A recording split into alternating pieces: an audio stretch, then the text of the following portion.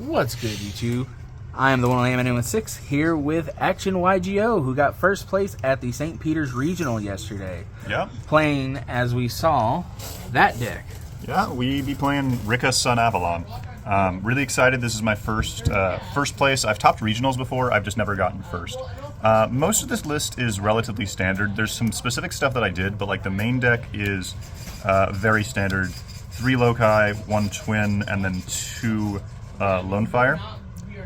That's it for the Sunavalon. You really don't want to run more than that currently.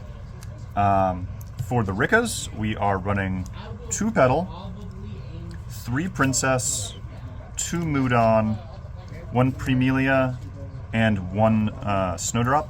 This is extremely standard. I used to just run 2 of this, but what I found is the deck is actually pretty susceptible to bricking. You'd be surprised how often this deck bricks, and the 3rd copy of Princess is really good in that it is both a hand trap and it is an extender, and it's just another monster. There was actually a game where I opened 2 of this, 1 of this, 1 of this, and a Twin, and that was full combo through hand traps. So opening multiples of these isn't always even that bad. But that is pretty standard for Rikka Sunavalon lists. Aside from that, the only other monsters I ran were 2 Lily, 1 Regulus. I'm not a huge fan of these because they do make it more common for you to brick. However, they're really the only way for you to be able to play through some board breakers, such as evenly matched, without letting them take your entire board and playing with 1 negate. If you get hit with an evenly and the evenly is like their last card or their second to last card, you're completely fine, but if they strike you with an evenly first, you have to have something to negate it. And then the only hand trap I ran were 3 Droll. I don't like hand traps in this deck. I thought about Imperm, but Droll seemed like the most important thing to me to be main decking, because what I feared above anything else was getting hit by like the turn skip, and this prevents the turn skip in most situations. And like just the general decks that I don't want to deal with, this stops them. And I really was not respecting cash. That's the biggest thing with my build, is it does not respect cash because I don't really respect that deck. I played against cash 1 time and I won. I played against a different deck every single round, actually. For the spells, 3 Unexpected Die, 3 Glamour, 2 Con, and 2 Sewing. This is also very standard. Standard of the standard. Yeah, it's pretty standard. I was main decking 2 Thrust. This is a little bit unusual. To me, I built my deck with more cards capable of going second, because I'd rather break a board than try and prevent them from making a board. They end on like 2 interruptions and then I can't build my board. This is a fantastic card. It can get you to your other board breakers, cards like Dark Ruler No More, or it can get you to Unexpected Die or 1-for-1. 1-for-1 overperformed. It was insane. The other big tech card that I was running was I was actually main decking 2 Droplet to keep with the theme of not respecting cash, because this card is awful against cash, but in every single other matchup, it is crazy. How many cash did you play? I played 1.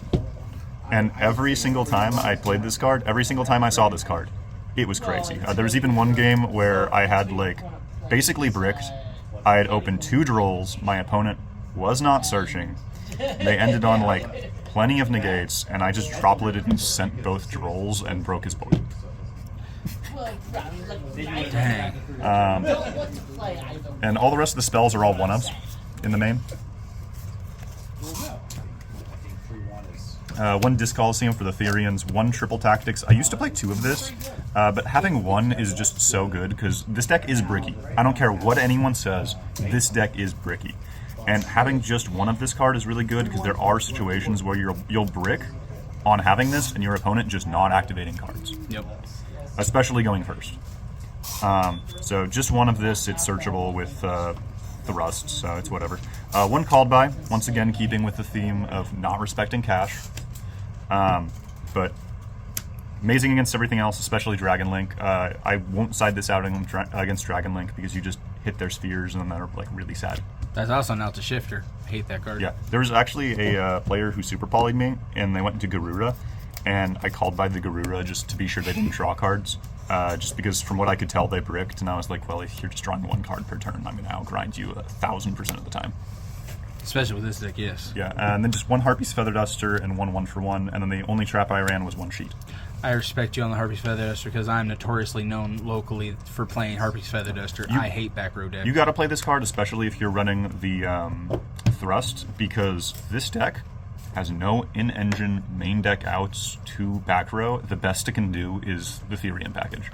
So having this as a card that you can search is really, really important to me. The extra deck is mostly standard like the main deck. There's one big thing that I changed that nobody else is doing. I ran 3 Dryas, 2 Healer, 1 Thrasher for the Sun Avalons, then 2 Jasmine, and 1 Melius, and then 1 Vega-Lancer. That's it for the links. If you are familiar with Rikka Sunavalon, you'll notice that I am missing a link to the Sylvan one. I don't like that card. I don't like to gamble. I'd really rather not. It makes your bad hands worse by not having it, but as far as I'm concerned, if my hands are that bad where I need to be making that card, I'm probably losing anyway. So I'd really rather not play the gamble. Instead, I ran 2 Strenna, 1 Teardrop, 1 Sacred Beast, and then Divine Arsenal AA Zeus. Zoo! By playing this card, I did build my deck to not respect cash, but there was one thing that I did to make it a little bit better, is I ran Thrust, and Thrust into Triple Tactics means that I am taking their Arise Heart, I'm making a Zeus, and I'm outing their entire board. If they have something like a Lance, I was never winning that anyway. Yeah. So having this to out that board, and then not only outing the board and taking it with triple tax, but literally wiping their whole board with Zeus, is just a much better situation. And it's even better than like trying to Book of Moon it. And then both of these cards are just significantly better against every other matchup as well. But yeah, don't like the link to. Don't like to gamble. Card's not really that good in my opinion. And then for the side deck, I was running triple Evenly, triple Cyclone, because I respect my back row matchups. I sided these in a lot. 1 Dark Ruler no more, that's the 3rd one. And then I feel like people aren't respecting Nibiru right now. So I played triple Nibiru, and it also keeps up with the theme of like trying to out my opponent's entire board, or prevent them from building a board rather than like ending them on 2 negates. I'd rather have hand traps that solve the problem entirely rather than playing something like Ash, which just kind of like evens things out. I feel like this is much better. And then I played 2 Gamma Seal for Pearly. It's also just kind of generically good against a lot of matchups, but it's the lowest attack kaiju. it is the lowest attack kaiju. I thought about running Santa Claus just to tribute over Ibli, but I didn't really think it would come up because you can Rhoda into a level 6. That actually happened in the finals against Bruce. He didn't open well. He did not. And basically I won the game because he Ibli'd me, and I just glamoured into Mudon, because this searches a level 6, and then the level 6 on summon searches for like basically full combo, or like a mini combo. It's not bad. But you have a main deck out to Ibli. And then the only other cards I ran were Pankratops, Naturia Rose Whip, and Predaplant Spider Orchid. Searchable MST. We respect our back row matchups. We respect floodgates. This is mostly for like runic decks, but ending your board on it either way is just insane. If you don't know, Is it Lily? Lily. Regulus. Regulus does not negate activation, so if you negate a spell card and you have out Rose Whip, they cannot activate any more spells and traps for the rest of the turn. Yep. A lot of players, not at this regional, because I only used this once, but they'll try and like activate a spell and chain another spell to out it, and like the second they activate that spell, they cannot activate anymore. You are just negating it, they're locked out. And then Pankratops is crazy. Like, cannot overstress how powerful this card is. It's like better Cosmic in a lot of situations. Yeah, it's a big beater, and then pop. Like Weezuka, pop. Yep. This mat is beautiful, by the way. Oh, this mat's crazy good looking. I think they made this entire like logo just to like accent this mat. I believe it. And then they had the black deck box to go with it. Like they were clearly going with a theme this time around, and it was like black and yellow. Yes, sir. So, Mr. Action YGO, any shout outs? Yes, shout out to Action Sports, amazing locals, one of the best in KC, if not the best. Shout out to Bruce. We played in the finals. Bruce is a good friend of mine. You know, he plays here at Action all the time. He got 6th. Check out Antman816's channel to get this man's Runic for Hire Sprite deck profile. Ninja plug. Plugs for days. It does it. Alright, YouTube.